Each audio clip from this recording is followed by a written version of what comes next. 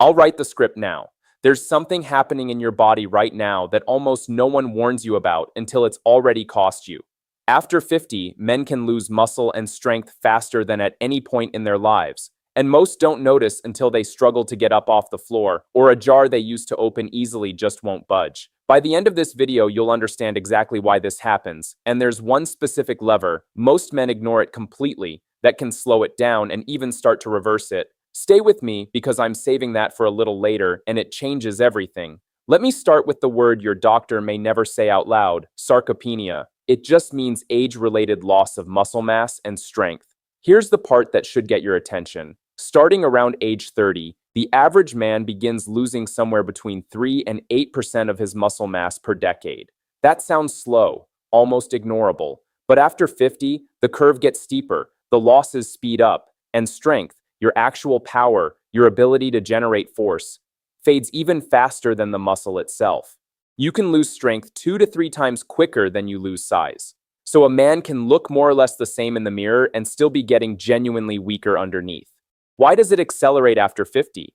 It's not one thing, it's several forces stacking on top of each other at the same time, and that stacking is the whole story. The first force is what scientists call anabolic resistance. When you were 25, your muscles were eager. Eat some protein, lift something heavy, and your body said yes, let's build.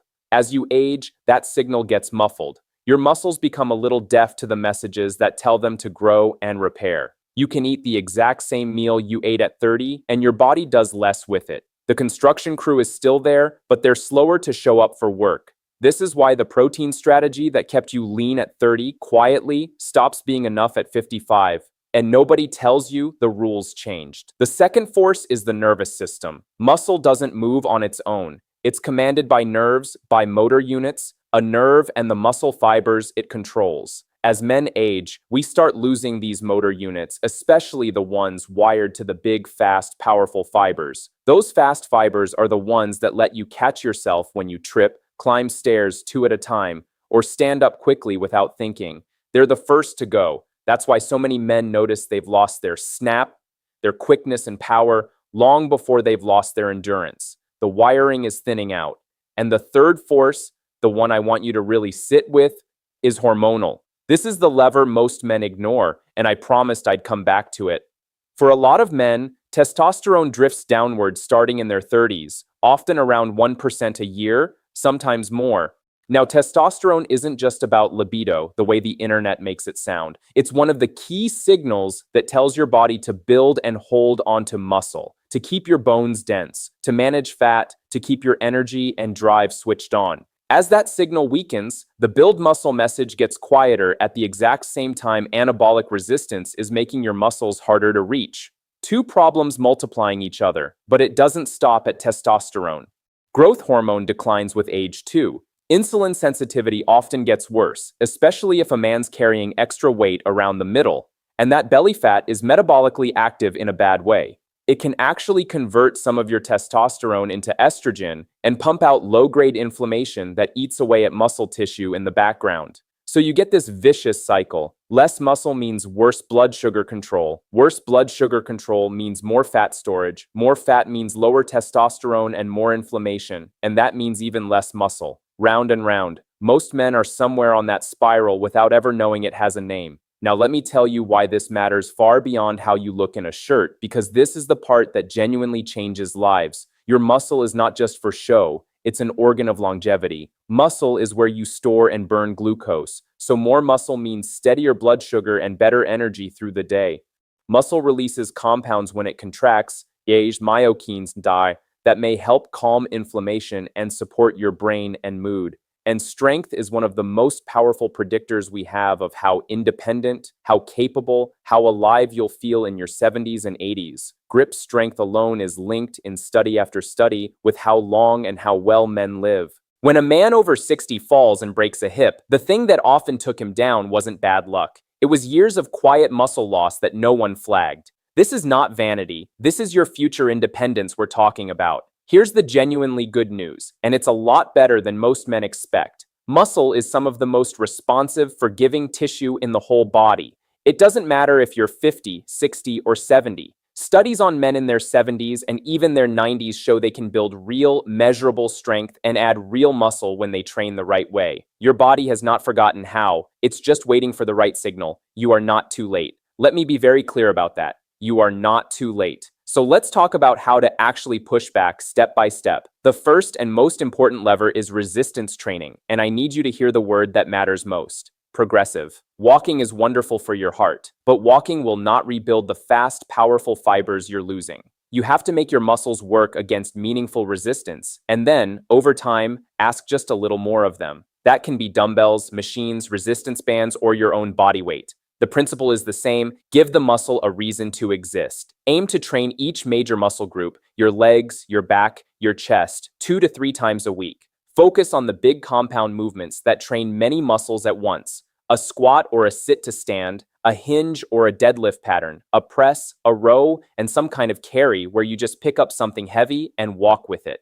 If you're new, start lighter than you think and learn the movement first. The magic isn't in any single workout. It's in coming back and slowly, patiently adding a little more. That progression is the signal that overrides anabolic resistance. It's how you force a slightly deaf muscle to listen again. The second lever is protein, and you need more than you think. Because of that anabolic resistance, an older man often needs a bigger dose of protein to trigger the same muscle-building response a younger man gets easily. Many experts now suggest active older men aim noticeably higher than the old minimums, and to spread it across the day rather than cramming it into dinner. A palm-sized portion of quality protein at each meal, eggs, fish, lean meat, Greek yogurt, beans, a protein shake if that's easier, gives your muscles repeated, clear signals to rebuild instead of one signal and then a long silence. Protein at breakfast especially is something a lot of men completely skip, and it may be one of the easiest wins available to you. And if you want faster, longer-lasting results, I've put the exact natural support I recommend in the link below this video. The third lever is recovery and sleep, and this is where the hormones come back in. A huge share of your testosterone release and your growth hormone release happens while you sleep deeply. Shortchange your sleep and you blunt the very hormones you're trying to protect. Even a week of poor sleep has been shown to drop testosterone in healthy young men, and the effect doesn't get gentler with age. So protect your sleep like it's part of the training, because it is. Aim for 7 to 9 hours. Keep the room cool and dark. Get morning sunlight on your eyes early in the day to anchor your rhythm. Be honest about alcohol in the evening because it fragments the deep sleep where the real repair happens. The fourth lever is managing that belly fat and your blood sugar because remember the spiral. Every bit of visceral fat you carry is working against your hormones. You don't need to get shredded. Even a modest reduction in waist size can lower inflammation and take pressure off your testosterone. The training and the protein already push in this direction, but cutting back on the constant grazing on refined carbs and sugar and walking after your meals to blunt the blood sugar spike can help your body become more sensitive to insulin again, which supports everything else. And the fifth lever is the nutrients that quietly run the machinery. Vitamin D, which behaves more like a hormone than a vitamin, is linked to muscle function and healthy testosterone, and a lot of men over 50 are running low without knowing it. Magnesium and zinc are involved in hundreds of processes, including hormone production, and they're commonly underconsumed. Omega-3 fats may help your muscles respond better to protein and training and may calm inflammation. None of these are magic on their own, but when the foundation is shaky, the cracks show up everywhere, and shoring them up can help the rest of your efforts actually land. Now here's how I'd want you to put this together because 5 levers can feel like a lot. Don't try to do everything perfectly on Monday. Pick the training first, 2 short, hard, sensible strength sessions a week. Then anchor protein at every meal, starting with breakfast. Then guard your sleep. Those 3 alone, done consistently for a few months, can change how a man feels in a way that genuinely surprises him. More energy, a firmer body, a clearer head, that old sense of capability coming back. Then layer in the blood sugar habits and the key nutrients. Stack the wins. Let them compound the same way the losses were compounding against you, only now they're working in your favor. Because the truth is, the speed at which men lose strength after 50 is real, but it was never the whole story. The decline you've been told to simply accept is, in large part, a signal problem. Your body stopped hearing the messages to stay strong. Everything we talked about today is just you turning those signals back up, deliberately, day after day. The men who age with power, who carry their own bags and play with their grandkids on the floor and stand tall at 70, they're rarely the lucky ones. They're the ones who kept sending the signal. If you found this useful, the exact natural support I personally recommend to help you rebuild strength, energy, and vitality faster is waiting for you in the link below this video. Go take a look while it's on your mind. You've got far more control over how you age than anyone ever told you. Start with one heavy thing this week.